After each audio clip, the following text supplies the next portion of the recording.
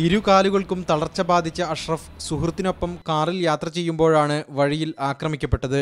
അഴിഞ്ഞിലൻ toll ബൂത്തിന് സമീപം വെച്ച് ബൈക്കിലെത്തിയ 3 യുവാക്കൾ അഷ്റഫിനെ ആക്രമിക്കുകയായിരുന്നു.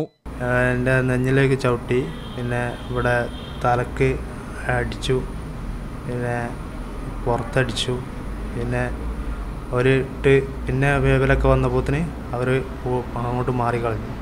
അവർ ആക്രമിക്കുന്നത് ഞങ്ങൾ റോങ് സൈഡ് കയറി എന്ന് പറഞ്ഞിട്ടാണ്. അവരാണ് റോങ് സൈഡ് വരുന്നത്.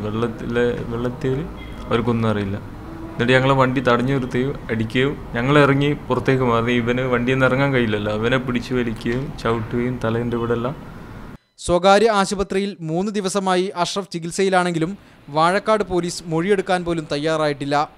ബൈക്ക് നമ്പർ ഉൾപ്പെടെ പോലീസിന് നൽകിയിട്ടും പ്രതികളെ പിടികൂടാൻ പോലീസ് ശ്രമിക്കുന്നില്ലെന്നും ഇവർക്ക് പരാതിയുണ്ട്. മീഡിയ 1 കോഴിക്കോട്.